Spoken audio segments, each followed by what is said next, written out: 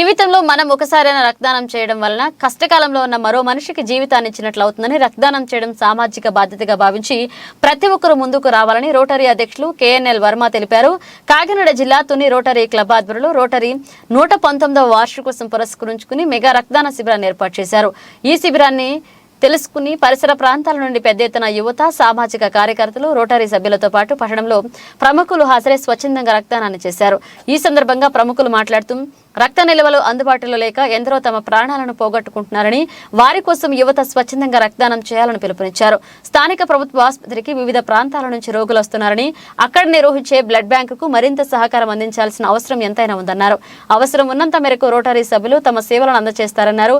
ఈ కార్యక్రమంలో కార్యదర్శి Kishore Reddy, project chairman Harikrishna, Nagireddy, Naga Suresh, Satyanarayana, Mangaraju, Rotary Inner Wheel club, Rotaract క్లబ్లు సభ్యులు తదితరులు పాల్గొన్నారు.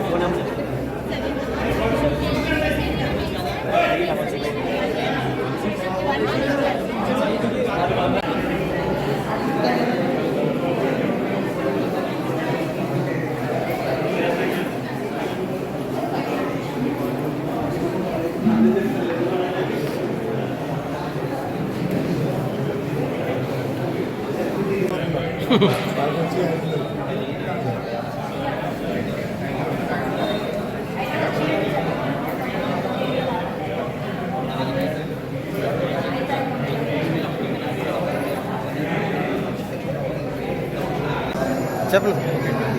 అందరికీ నమస్కారం అండి. ఇవాళ రోటరీ ఇంటర్నేషనల్ 119వ సందర్భంగా తుని రోటరీ క్లబ్ వారు, అలాగే ఎన్ఆర్వీల వారు, రోటరీ అందరూ కలిపి బాగా రక్తదాన శిబిరం ఏర్పాటు చేయడం అయిందండి.